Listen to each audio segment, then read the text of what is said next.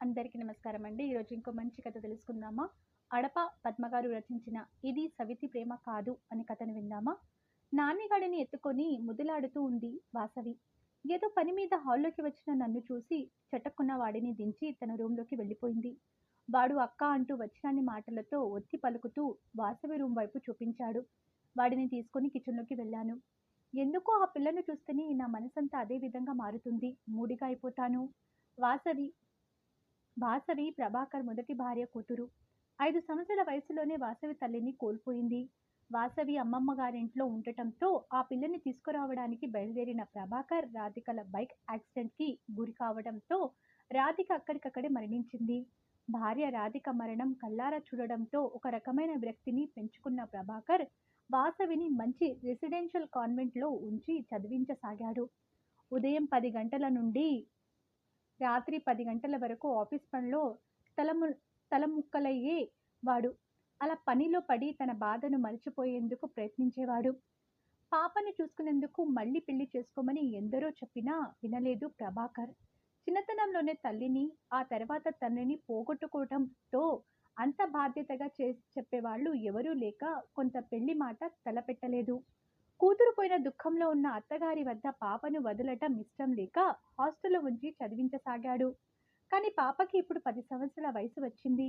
ఆడపిల్లకి తల్లి ఆదరణ, రక్షణ అవసరమయ్యేది ఈ వయసు నుంచే కాబట్టి ఇంటికి తీసుకురావాలని నిర్ణయించుకున్నాడు. పెళ్లి చేసుకున్న తర్వాత ఇంటికి తీసుకురావాలని ప్రయత్నాలు మొదలుపెట్టాడు. తన పరిస్థితి వివరించి అలా ఇష్టపడి వాళ్లను మాత్రమే చేసుకోవాలని కున్నాడు.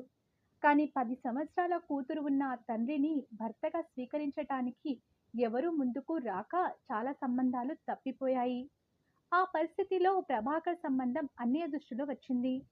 తండ్రి లేని నాకు, అమ్మకి కూడా నిరుపేద అన్నయ్యే ఆధారం. 10th క్లాస్ వరకు పెద్దగా ఖర్చు లేని గవర్నమెంట్ స్కూల్లో చదివించిన అన్నయ్య ఇంకా నా వల్ల కాదు అనేశాడు. దాంతో ఖాళీగా ఉన్న నాకు పెళ్లి ప్రయత్నాలు మొదలుపెట్టారు. నేను పెద్ద అందగత్తెనని కాను, అలాగని అనాకారిని మాత్రం కాదు. కానీ అందం, చదువు, డబ్బు ఏదీ లేని నన్ను చేసుకోవడానికి ఏ స్థాయి వాళ్ళు కూడా ఇష్టపడలేదు. అలా నెలలు, సంవత్సరాలు గడిచే కొద్దీ అన్నయ్య పాలిట గుదిబండలా, వదిన దృష్టిలో శనిదేవతలా తయారయ్యాను. పేద కుటుంబమైన మర్యాదస్తులు అని అనుకోగల ఇలాంటి కుటుంబంలోని ఆడపిల్లయితే తనకు అనుకూలంగా ఉంటుందనే ఉద్దేశంతో ప్రభాకర్ నన్ను చూడగానే ఒప్పుకున్నారు. 10 సంవత్సరాల కూతురు ఉంది ఇతనికేనా అనిపించేటట్లు ఉంది అతని చక్కటి రూపం.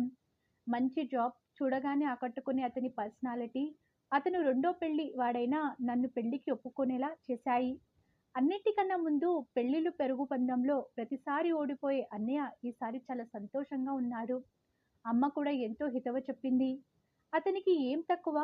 కేవలం రెండో పెళ్లి వంకతో ఈ సంబంధం తప్పిపోతే నీకు పెళ్లి చేసే శక్తి అన్నయ్యకు లేదు అంటూ. నాకు కూడా అంతకన్నా మార్గం లేదు కాబట్టి ఇష్టమో అయిష్టమో తెలియని సందిగ్ధంలో మాట్లాడకుండా తాళి కట్టించుకున్నాను. పెళ్ళైన తర్వాత తెలిసింది రెండో పెళ్లి పేరుతో అతను నాకు దక్కాడు కానీ ఏ అర్హత లేని నాలాంటి దానికి కలలో కూడా అంత మంచి భర్త దొరకడు అని. అందమైన ఇల్లు, చక్కటి భర్త, కొత్త వాతావరణం నాలో కొత్త అందాలతో పాటు కొత్త ఆలోచనలు కూడా పెంచింది. కాపురానికి వచ్చిన తొలి రోజునే ఆయన చెప్పారు, చూడు విజయ, నేను ఈ పెళ్లి చేసుకున్నది వాసవికి తల్లి ప్రేమ దొరకాలని, అంతేకాని మళ్ళీ పెళ్లి చేసుకోవాలని కాదు. అలాగని నేను నిర్లక్ష్యం చేస్తానని అనుకోకు. నిజంగానే ఆయన అన్న మాట నిలబెట్టుకొని నన్ను ఎంతో ప్రేమగా చూడసాగారు. కానీ నేను ఏనాడు వాసవిని ఆదరించలేదు, ప్రేమగా పలకరించింది లేదు. ఆయన ఉన్నప్పుడు ఏదో పొడిపొడిగా 2 మాటలు మాట్లాడేదాన్ని. ఆయన ఆఫీస్కి వెళ్ళిపోగానే అసలు మాట్లాడేదాన్ని కాదు. మొదట్లో ఎంతో ఉత్సాహంగా దగ్గరికి రాబోయింది. ఏవో కబుర్లు చెప్పాలని చూసింది. నేను సీరియస్గా ఉండటంతో భయపడి ఆ పిల్ల కూడా నాతో మాటలు తగ్గించి వేసింది. ఎంతో అవసరమైతే 1-2 ముక్కలు మాట్లాడి ఊరుకుంటుంది. ప్రొద్దుట లేవగానే చక్కగా స్నానం చేయడం, యూనిఫామ్ వేసుకోవడం, డైనింగ్ టేబుల్ దగ్గర వచ్చి బ్రేక్ఫాస్ట్ చేయడం, లంచ్ బాక్స్ సర్దుకొని స్కూల్ బ్యాగ్ తగిలించుకొని సైకిల్పై స్కూల్కి వెళ్ళిపోయేది. అంతే తప్ప ఏ రోజు నా హెల్ప్ తీసుకునేది కాదు. నేను కూడా ఏమైనా కావాలా అని అడిగేదాన్ని కాదు. సాయంత్రం స్కూల్ నుంచి రాగానే స్నానం చేసి ఫ్రెష్ అప్ అయి కాసేపు టీవీ చూసేది. ఆ తర్వాత తన రూమ్లోకి వెళ్ళి ఏదైనా హోంవర్క్ ఉంటే చేసుకొని చదువుకునేది. తనకి ఆకలి అనిపించినప్పుడు వచ్చి భోంచేసి పడుకునేది. ప్రభాకర్ వచ్చేసరికి నిద్రపోయేది. మంచి డిసిప్లిన్ ఉన్న పిల్ల. ఎవరికైనా ఇలాంటి ఆడపిల్ల ఉంటే ఎంత బాగుండు అనిపించేలా ఉంటుంది వాసవి. మొదట్లో ఏదైనా పిక్చర్స్‌కి వెళ్ళాలన్నా, ఫంక్షన్స్‌కి వెళ్ళాలన్నా, "వసు త్వరగా రెడీగా మనం బయటికి వెళ్తున్నాం" అంటూ కేకలు వేసేవారు ప్రభాకర్. తండ్రి వెంట ఎంతో హుషారుగా బయలుదేరేది వాసవి. ఆ పిల్లతో కలిసి వెళ్ళటం ఇష్టం లేకపోయినా ఆయన కోసం తప్పనిసరిగా వెళ్ళేదాన్ని. కానీ రాను రాను ఏదో వంక పెట్టి సండే రోజు కూడా బయటకు వెళ్ళడానికి ఇష్టపడేదాన్ని కాదు. నా మనసు గ్రహించినట్లుగా తర్వాత తనే నేను చదువుకోవాలి రాను అనేది. నేను హమ్మయ్య అని ఊపిరి పీల్చుకునేదాన్ని. ఒకరోజు వాసవి స్కూల్ నుండి మధ్యలోనే ఇంటికి వచ్చేసింది. ఏం చేస్తుందా అని దాని రూంలోకి వెళ్ళాను. ఒళ్ళు ఎరగని జ్వరంతో మూలుగుతూ మంచంపై పడి ఉంది. జాలిగా అనిపించి టాబ్లెట్ మంచినీళ్లు తీసుకుని వెళ్ళి లేపాను.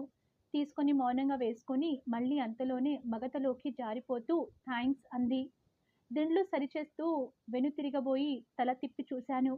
వాసవి దిండు కింద ఏదో ఉంది. వెనక్కి వచ్చి పైకి తీశాను. చిరునవ్వుతో ఎంతో ప్రశాంతంగా అందంగా ఉన్న రాధిక ఫోటో. ఆ ఫోటో అలాగే పెట్టి అన్యమస్కంగా బయటికి వచ్చేశాను. నాలో ఏదో తెలియని అలజడి. వాసవి చాలా అందంగా ఉంటుంది. అచ్చం వాళ్ళ అమ్మలాగే. ఆ పిల్లని చూడగానే నాకు వాళ్ళ అమ్మ రూపం గుర్తుకు వస్తుంది. నాలో ఒక రకమైన ద్వేషం మొదలయ్యింది. వాసవిని పూర్తిగా పట్టించుకోవడం మానేశాను. వాసవి కూడా ఎక్కువగా తన రూంలోనే గడుపుతుంది. ప్రభాకర్‌కి అనుమానం రాకుండా జాగ్రత్త పడసాగాను. ఆయన ముందు కొంచెం బాధ్యతగా ఉన్నట్లు, కొంచెం ప్రేమ ఉన్నట్లుగా నటించసాగాను. బహుశా సవతి ప్రేమ అంటే ఇదేనేమో! ప్రోగ్రెస్ రిపోర్ట్ మీద సంతకం పెడుతూ ఆ రోజు ఉదయం వాళ్ళ డాడీ ఎంతో మెచ్చుకున్నారు. ఆ పిల్ల కళ్ళు ఆనందంతో తళుక్కుమన్నాయి. నా కళ్ళు ద్వేషంతో భగ్గుమన్నాయి. నా వైపు చూసిన వాసవి మౌనంగా అక్కడి నుండి వెళ్ళిపోయింది. కానీ అది విసిరిన చూపు గుండెల్లో ఎక్కడో గుచ్చుకుంది. నేను తల్లి కాబోతున్నాను అని తెలిసిన ప్రభాకర్ అమ్మని తీసుకొచ్చారు. అమ్మకి వాసవి అంటే ఎందుకు అభిమానం. బంగారం లాంటి పిల్ల అంటుంటేది. అంతేకాకుండా పిల్లని జాగ్రత్తగా చూసుకోమని పదే పదే చెప్తుండేది. అమ్మ నన్ను వాసవిని కూడా శ్రద్ధగా చూసేది. వాసవికి చక్కగా తలంటు పోయడం, జడ వేయడం, తినటానికి ఏం కావాలో అడిగి మరీ చేసి పెట్టేది. వాసవి కూడా అమ్మమ్మ అమ్మమ్మ అంటూ అమ్మకి బాగా చెరువ అయింది.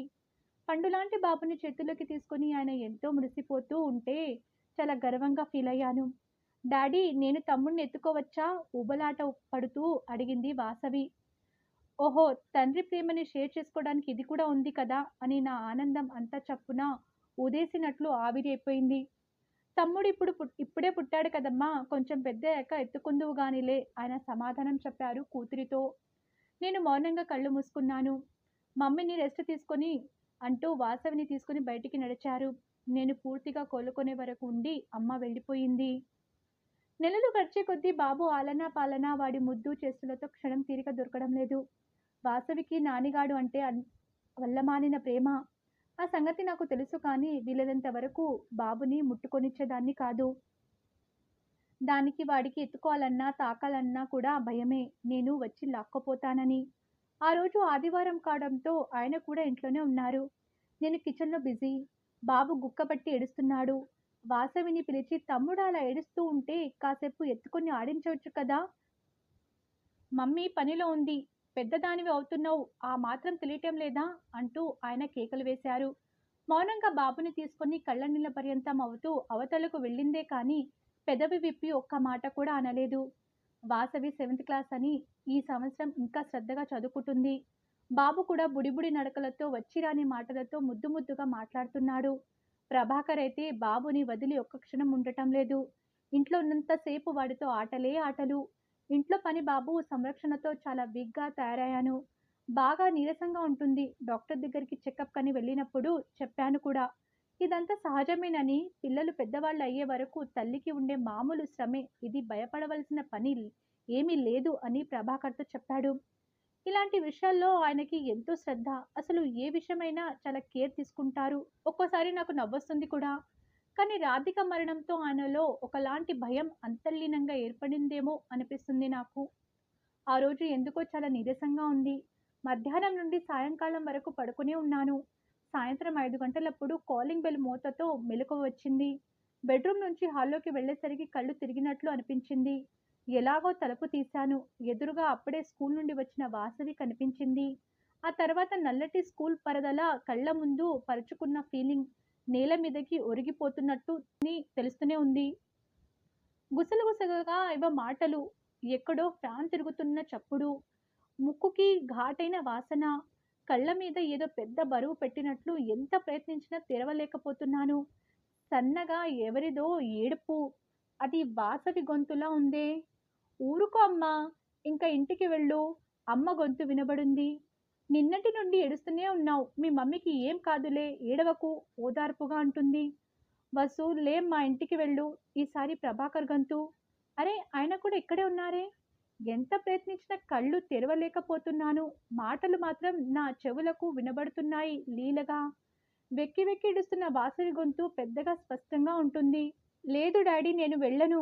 మమ్మీ లేచే వరకు ఇక్కడే ఉంటాను. అమ్మని తీసుకెళ్ళి దేవుడు చాలా అన్యాయం చేశాడు. ఇప్పుడు ఈ అమ్మ కూడా లేకపోతే నాకు పడే శిక్షే తమ్ముడికి కూడా పడుతుంది. పాపం తమ్ముడు చాలా చిన్నవాడు కదా డాడీ. చెల్లున కొరడాతో కొట్టినట్టు మెలకువ వచ్చింది నాకు. అవును. బాబు ఏడి? మెల్లిగా కదిలాను. నిదానంగా నా కళ్ళు తెరుచుకున్నాయి. నేను కదలటం చూసి అందరూ మాటలు ఆపి నా వద్దకు వచ్చారు. చుట్టూ చూశాను. నేను హాస్పిటల్ బెడ్ పైన ఉన్నట్లు అర్థమైంది. తలపై సూదులతో గుచ్చుతున్నట్లుగా ఒకటే పోటు. చెయ్యి పైకెత్తబోతుంటే ఆ కదలకు చేతికి సెలైన్ ఉంది వారించింది అమ్మ.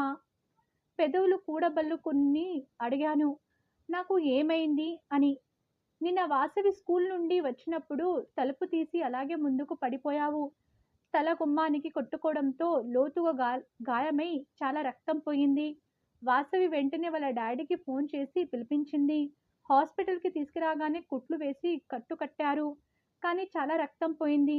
1-2 చోట్ల రక్తం గడ్డ కట్టింది. పేషెంట్ కోమాలోకి వెళ్ళే అవకాశం ఉంది కాబట్టి ఈ రాత్రి గడిస్తే గాని చెప్పలేము అన్నారు. పాపం అప్పటి నుండి వాసవి ఏడుస్తూనే ఉంది. దాని మొర ఆలకించాడో ఏమో ఆ దేవుడు. నీవు క్షేమంగా కళ్ళు తెరిచావు. కళ్ళు తుడుచుకుంటూ చెప్పింది అమ్మ. దూరంగా నిలబడి బేలగా చూస్తున్న వాసవిని రమ్మని కళ్ళతో సైగ చేశాను. నా దగ్గరికి వచ్చి నించుంది. దాని చంకలో ఉన్న బాబు నా మీదకి దూకబోయాడు. టక్కున పట్టుకుంది. ఇందాక వాసవి అన్న మాటలు నా చెవుల్లో మారు మ్రోగుతున్నాయి. ఎంత చక్కగా చెప్పింది.